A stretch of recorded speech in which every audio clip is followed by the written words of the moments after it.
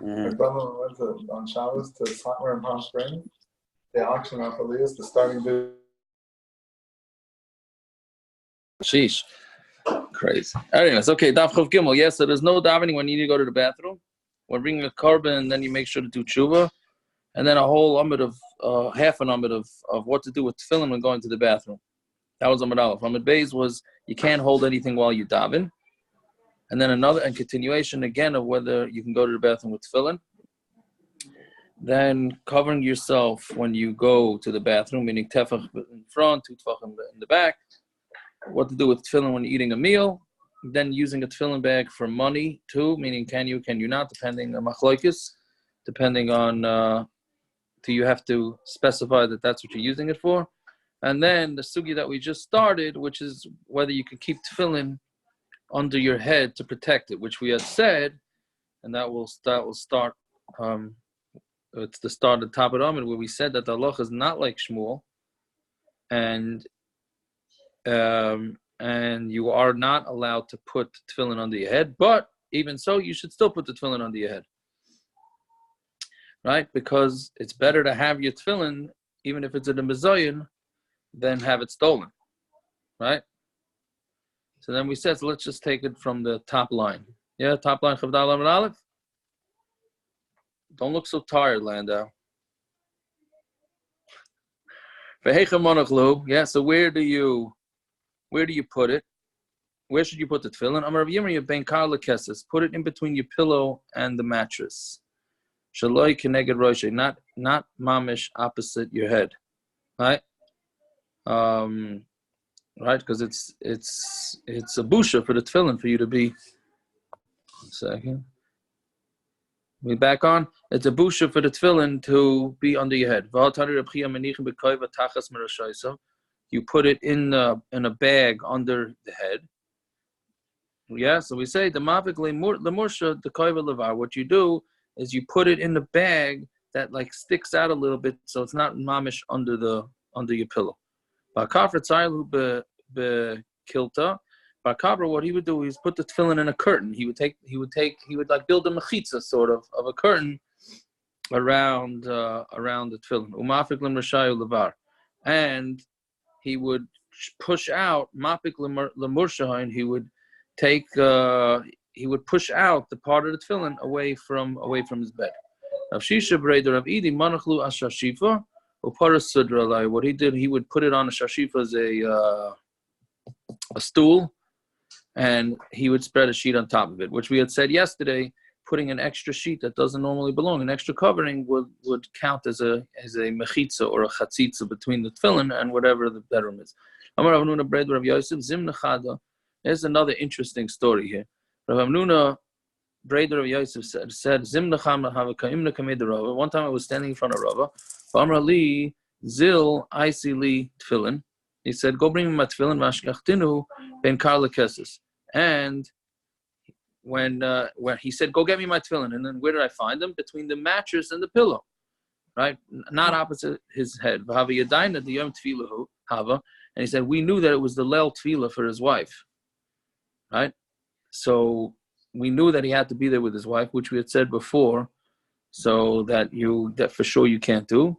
And the reason why he told us to get our tefillin is to tell us halacha l'maisa that you could put your tefillin under the head, even with the wife. Okay, I don't know, an interesting story. Yes, anybody like you were saying yesterday. You're saying by the mikvah that everybody knew everybody else's business. This takes it to the next level.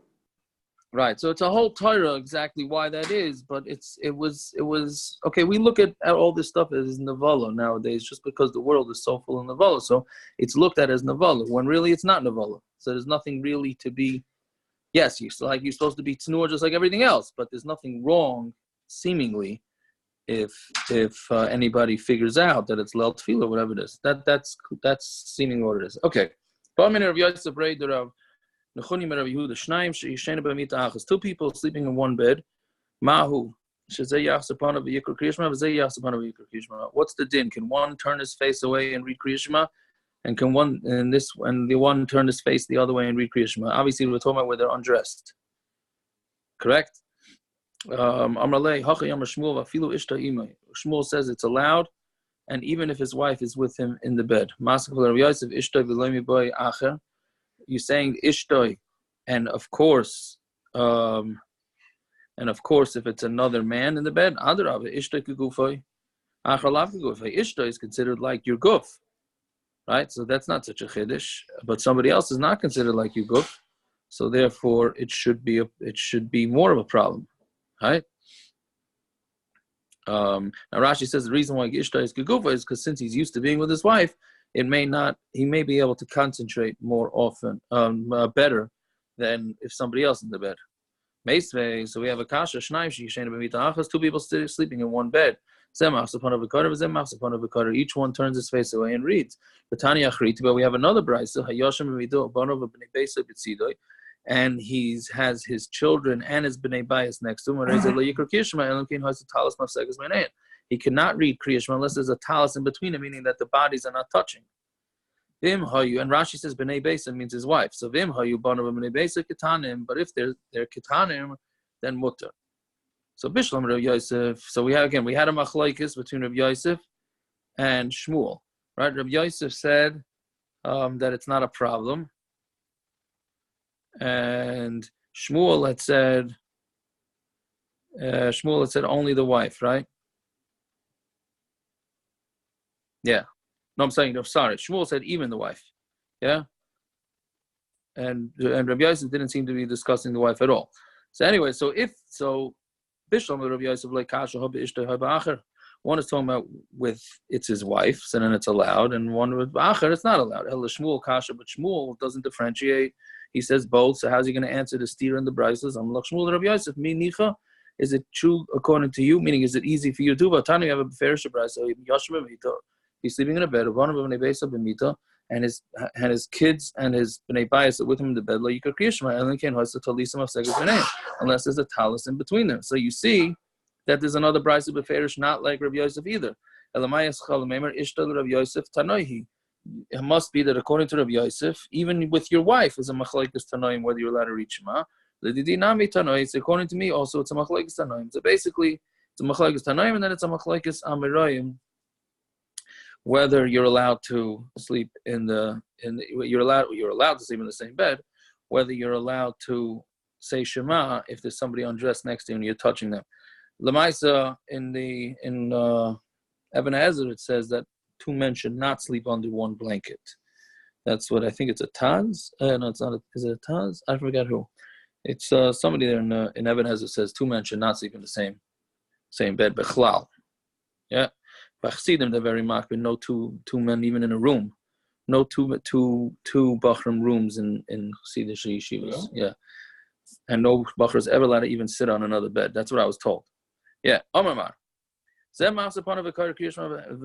each one turns away and can read Kriya Shema. But agavos, there is agavos is the behind for lack of any other word. Although I was next to a restaurant in Phoenix tonight, which whatever. Parrots can explain that one later. Yeah. Anyways, so Vayika agavos, right? So there's agavos that they're going to be that's erva. Rav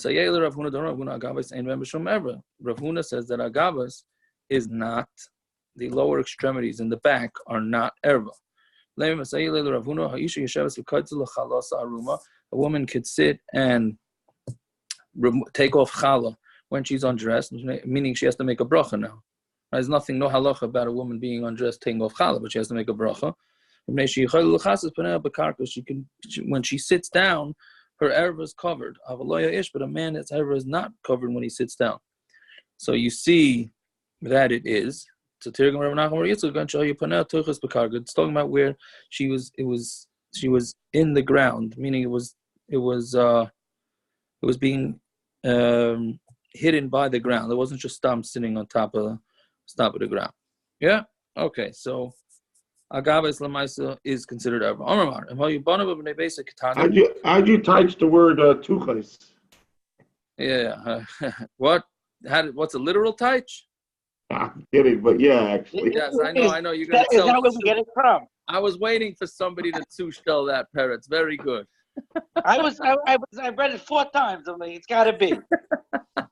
Yeah, you have to ask somebody who knows what the source of all names and words are, and maybe this is the source for it. Where's our Valkyra? If I wasn't in Phoenix, maybe I would have some svarim to look it up, but I'm not. What does the art scroll say? What does the art scroll say? Being about I'm Curry certainly doesn't not have going to anything to say do with what it. you want it to say, Aaron's wife. What? Art scroll says flush. Art scroll says flush. That also flush. It has to do with Even the better. Yeah. Wonderful. Okay. All I once asked the Rebbe how he learns all these types of Gemaras with 8th graders. And he told me, an experienced Rebbe said, what you do is you do it right before recess so that nobody's asking any questions. So I guess I should have done this one right at the end and so we'll get back to this right before we finish. That would have been... So if you're doing it during vacation, that's what you're doing with this cover. There you go. Hey, Mark, don't make me show you my toilet again. Yeah, after people have TVs in their room, they're like, okay, Siaka, let's go. That's right. That's right. It's a good thing everything is TiVo nowadays. But anyways, okay, let's go back. Airbnb doesn't come with Svarim? No. You have to have HebrewBooks.org. Yeah, but the host's house has plenty of svarim. That's right. If his kids and his bnei bayis are in the bed, it's mutter. Vad kama? What age? A girl until 3 years and 1 day. And a tinoik, it's 9 years in a day. 11 years and 1 day. 12 years in a day. Meaning each one is, their shitas are just about when they start showing signs of maturity, puberty. Yeah. Does anybody know where we say this shadaim nechaynu usarech tzimech? Anybody know where we say that? By the Haggadah, very good. The host here got that one right. Yes. Now, why that's not the first time we had it in this Masechta. I'm not sure. Yeah, with that in that terminology, that pasuk. I don't know. Now, why that's the middle of the Haggadah? That's a whole different story. Yeah. Okay. Amalei Rav Kana Ravashi. Hasam Amar Rava Avagav the Tiyufta the Shmuel Hilchus Kavasei the Shmuel. So Rav Kana asked Ravashi before, meaning when we at the top of the Amud, the bottom of the last Amud, the top of the Amud, we said the halacha is not like Shmuel, right? But the halacha is still like Shmuel, right? Because we want the tefillin to be safe. Hachamai, here we also have a Shmuel. So is the halacha like him? Is it the same thing here, same thing as over there, or is it legitimately the halacha is like him? Not like him. So Hachamai Amrlei Atukulu B'chad Machta Machtinon, is every machlokes that Shmuel is involved in that we say we paskin is going to be the same thing? Where we say that we don't do like him or we do like him, then that's what we're gonna say. Otherwise, the assumption is everything goes normal. If we say we don't paskin like him, then we don't paskin like him. Okay.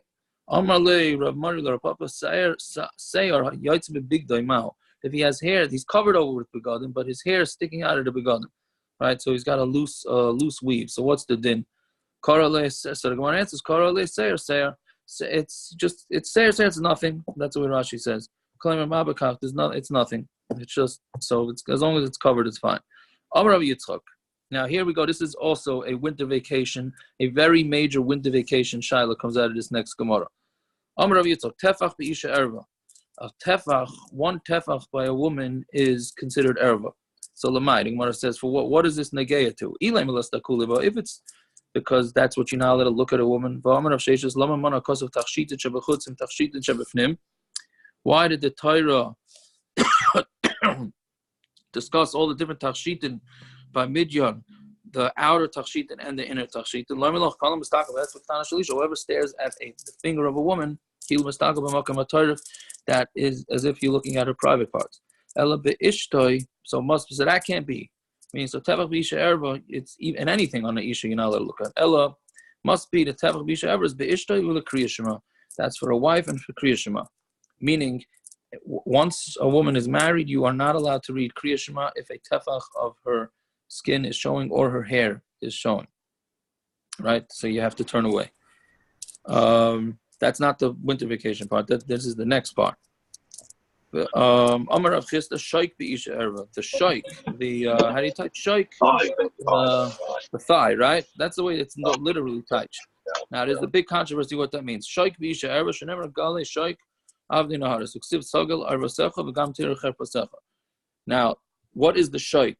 So the most the yeshivish world teaches shaik as not the thigh, but the what do you call it?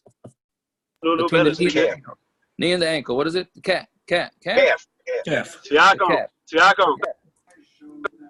Tiago. Yeah. I have a guest with me, Rebeni here. He said it's called the calf. Rebeni Lachman is with me. Oh, very nice. Hi.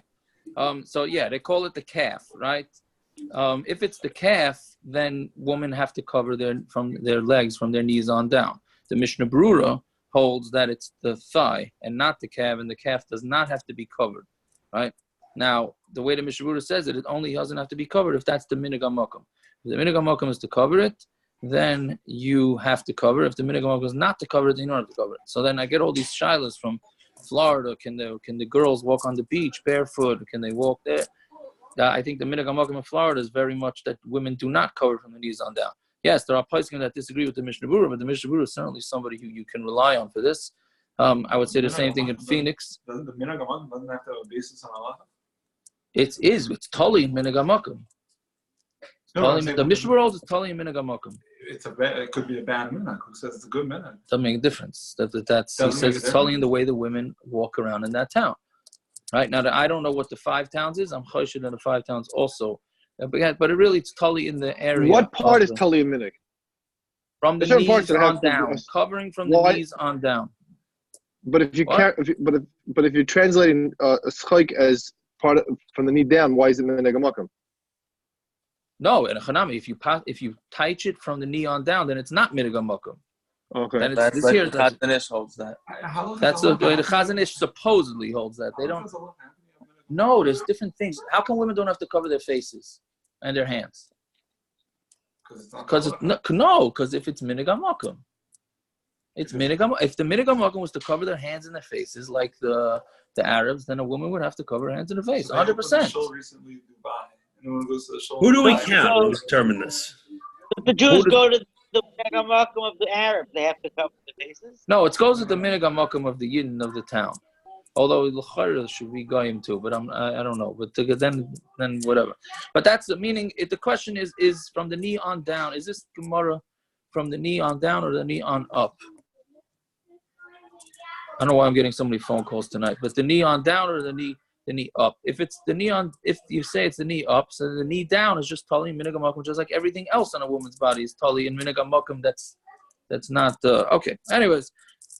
You'll ask you LOR and see what the story is. Yeah, Amar Shmuel. Kol b'isha erva. A woman's voice is erva. Shenemar ki koilech ari v'marech nove. There's your song. Paris. We've been a little bit lax on the song situation.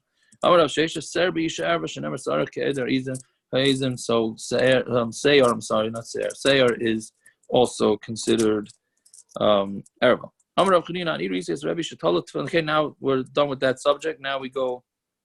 I saw Rebbe hanging his tefillin up on the wall, like on a hook on the wall. If you hang your tefillin, then you're going to hang your life, meaning it's not very good to hang tefillin. It's a bizayin. Darshei chamuras amru, and the darshei chamuras, which is like the heebie-jeebies. So when it says your lives will be hanging opposite him. That's somebody who hangs tefillin. Whatever it is, it's not a good thing to hang your tefillin, yet Rebbe HaKadosh did. Like Kasha Habaritzuah Habiktitza. One is talking about where he hung it by the ritzuas, and one is talking about where he hung it by the knot.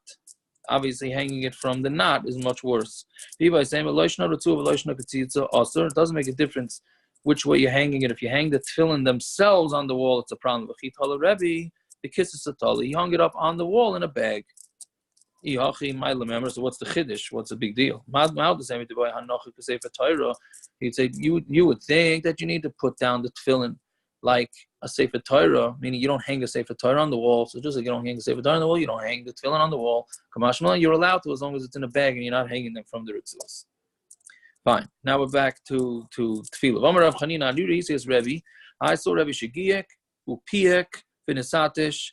He would cough, he would sneeze, burp, veroik, and spit. Memashmish bebigdai, and he would wipe the spit. And I'm sorry, no, that's later. Memashmish bebigdai is he would take his beged and move a bug. But he would not, if his talus fell off, he would not stop and put it back on because it's a hefsek. And when he would yawn, then he would put his hand over his mouth, which is all the way we paskin. If somebody, we have a kasha, so if you daven loud, if you raise your voice too loud, then it means you have very little amuna, right? And if you lift it off even higher, then you're from a novi sheker. If you sneeze or yawn or whatever it is, then you're a balgaiva. And if you sneeze and you're during your tefillah, then it's a bad symmetry. And there are those that say that it's recognizable on you that you must be a disgusting person. If you spit while you're davening Shmones, it's as if you spit in front of the king. Right? So now you have a stira here where we're saying that Rebbe did it, and then was it Rebbe? Rebbe did it, and now we're saying this brisa, all these negative things about it. Okay, so we have steers. So we have to go through all the steers. What's the deal? What's the deal with this raising your voice thing? Like, the stolen. How do they handle that? Yeah, so the Gemara is going to discuss it in a few lines. Yeah, so the megagum, right? Burping and yawning is not a kasha because one is the einus and one is the ritzayne, meaning if you do it on purpose, then obviously that's a big bizayin. If it just happens, then there's nothing wrong with that. Right? But sneezing sneezing with sneezing is a stira. What I answer is that sneezing is not a kasha either. One is a sneeze on the top and one is a sneeze on the bottom, passing gas. This thing I learned by Rav Hamnuna, but it's kilili ki, and it was important to me, like all my learning. If somebody is misatish in his tefillah, if he sneezes when he davens, it's a good sign to him. Just like it's relief, right? If you have to sneeze and you sneeze, and then it feels good. So just like it feels good in this world, so then in the next world also must be they want to make him feel good, right? So it's interesting. So now we're going totally the other way on it, right? That it's actually a good thing if you sneeze. Ela roika roik kasha. What about spitting? Roika roik namalei kasha. That's also not a kasha. Efshar could Rabbi Yehuda. Maybe it's like Rabbi Yehuda. Rabbi Yehuda hayamid tefillah, but it's namalei roik mebliya mitalisa. If you're davening and saliva or phlegm comes into your mouth, so what you do is you spit it into your talus and you wipe it away with your talus. In talus nahu, and if it's a nice talus, obviously you don't want to do that. So mavliya ba'arfa ksusa. You put it into your clothing. Ravina, I do whatever you want with that. Ravina habakaya chared the Rav Ashi. Ravina was standing behind Rav Ashi.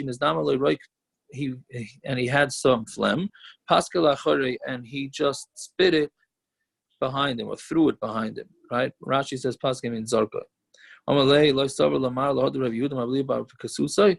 Does Mar not hold like Rav Yehuda that says you could just put it into your clothing? Amarlei, I know I need a diet. I am a finicky person, so it's disgusting for me to put my phlegm into my clothing. Yeah, fine. So now hamashmiya kol b'tfilas mektane amana. Right? If you raise your voice, if you let your voice be heard, then that means that you have not such a great amuna. That's only if you have the ability to concentrate when you're davening quietly. But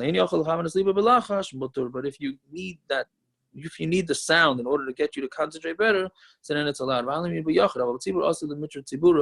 only when you're davening by yourself. But if you're davening with a tzibur and you're davening loud, is going to disturb the tzibur, then you can't do it either. Yeah, that's basically.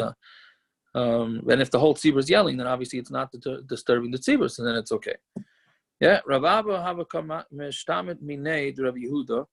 Rav Abba used to hide from. Meshtamet means pushed off. He used to push himself away from Rav Yehuda to have a kabbalah mesik l'Eretz Yisrael, because Rav Abba wanted to make aliyah. He wanted to go up to Eretz Yisrael. Damar Rav Yehuda, and so why was he avoiding Rav Yehuda? Damar Rav Yehuda, kala olam mibabel Eretz Yisrael, over ba'asei. Anybody that moves from Babel to Eretz Yisrael is over in a mitzvah cessation. Emor Babel yuvo b'shama you. Ad yom pakti yosam num Hashem. You're going to be in Babel. You're going to stay there until I call you. And since the Gula is not here, so you got to stay in Babel.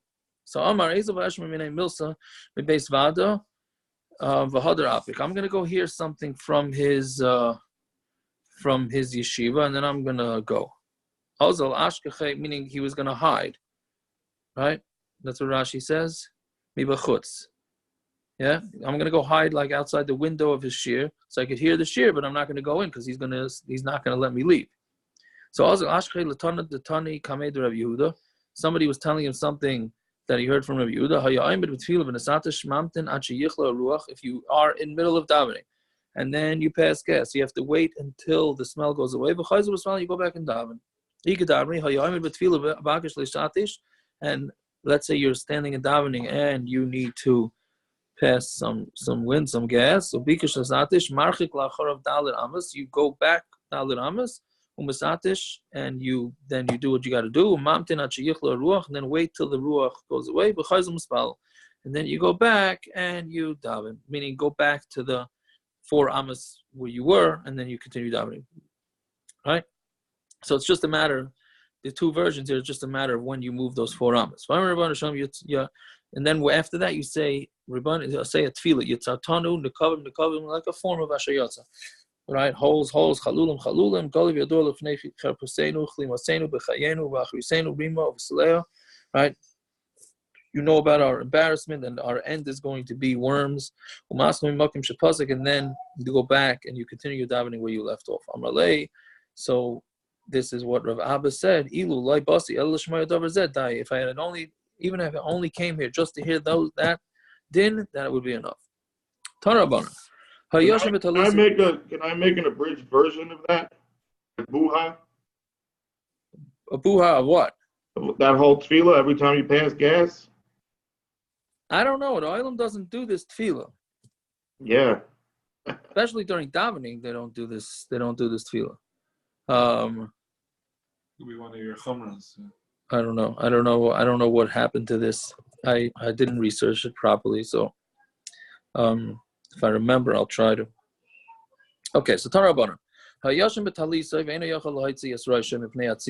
So let's say you're sleeping in a talus and you're not able to put your head out because of cold. So meaning when you put your head out from the blanket, you're freezing cold, so you don't want to do that.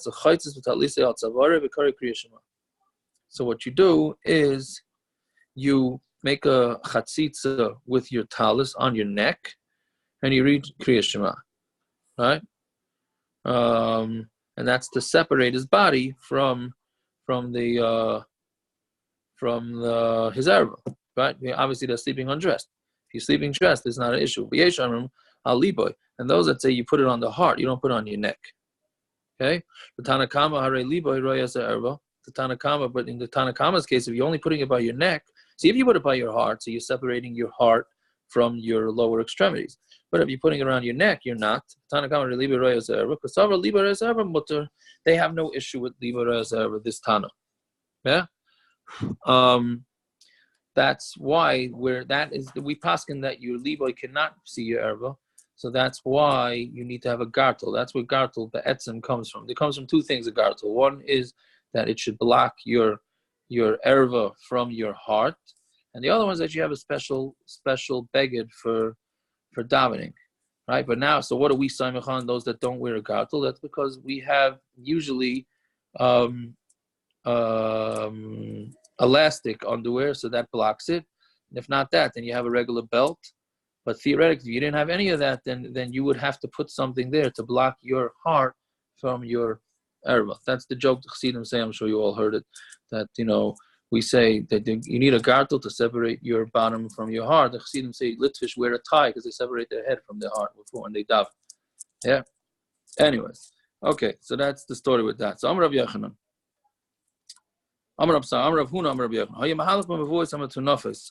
If you're going in a mavui in a street that's dirty, so what you do is you put your hand over your mouth and you read Kriya Shema, which is a lashon of a wonder. Even if I would have heard this from Rav Yochanan's mouth himself, I would not have listened. I would not have listened to him.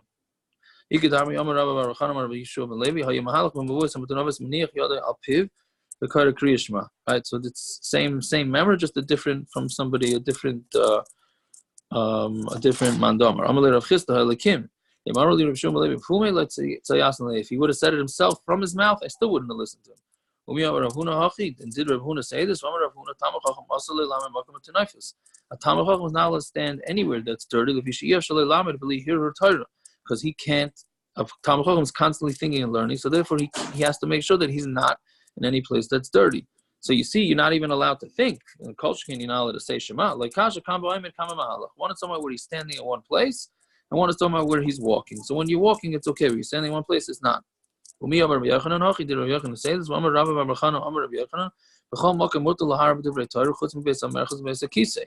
You're allowed to think in Torah, except in a Beis HaMerchatz and a Beis HaKisei. And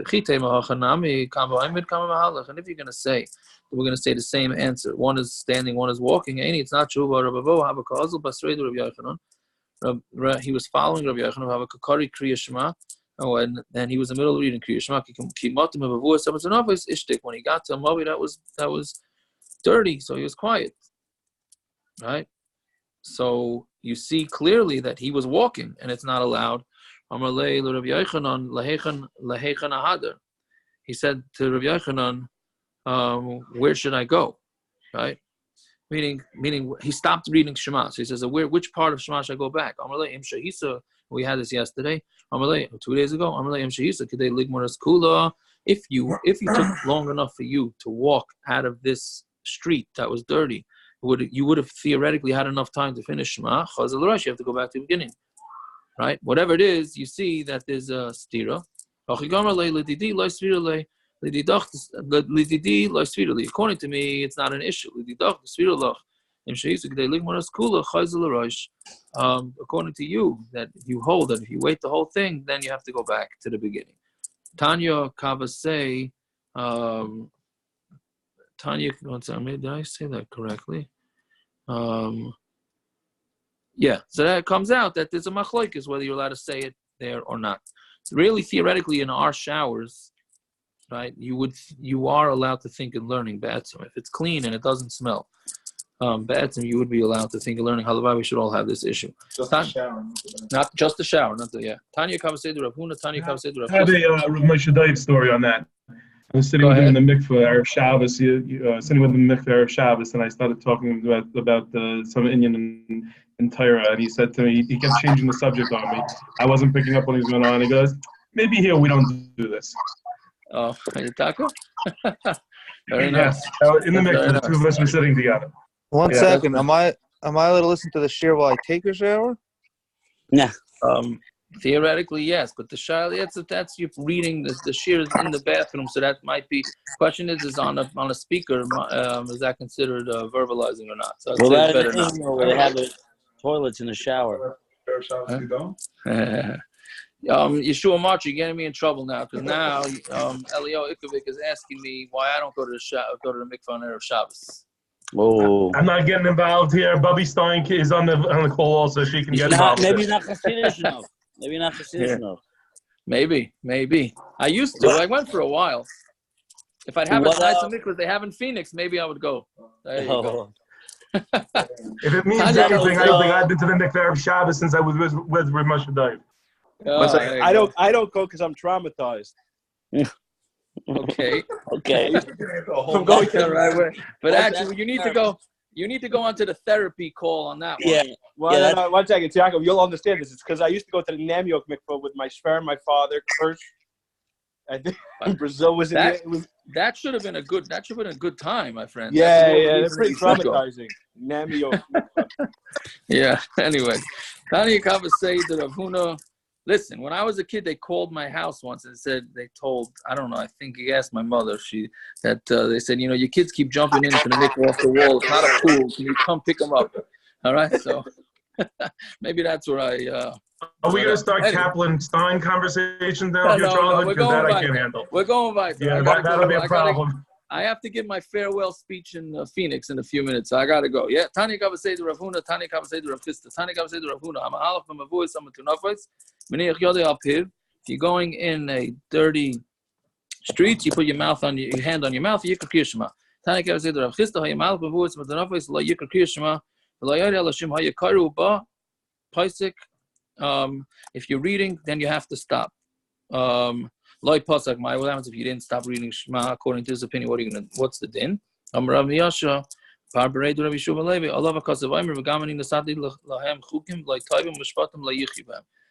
gave you chukim and laws that are not good, and then this meaning you're not, and you couldn't live by these with these rules that I gave you. You're going to be pulling the averus with meaningless or ropes of nothing. Rav Adavar, I don't know exactly what that means. Rav Adavar, there's a Rashi on that, yeah.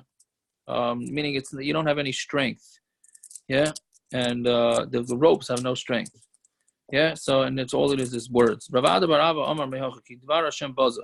You're embarrassing Hashem's words. Then pasak maschare, and let's say you do stop. What kind of schar are you going to get? It's also an interesting question. Like, why is the Gemara punked by this, asking maschare? With this thing, you are going to have long days. So basically, don't say Shema when the Gemara's maskana is not to say Shema in places that are dirty. Yeah, I don't understand exactly why everybody's reading Shema while they're walking in the street. But Chlal doesn't sound like that should be something that's done. Must be they're up against this man. That's the only thing I could think. Yeah, I wouldn't know anybody like that. I don't know anybody. Yeah. Anyways, all right. Have a good night, everybody. Shkayach, a safe trip to Yaakov. Thank you. Have a good night. All right. Good night. Enjoy your last night. Yeah.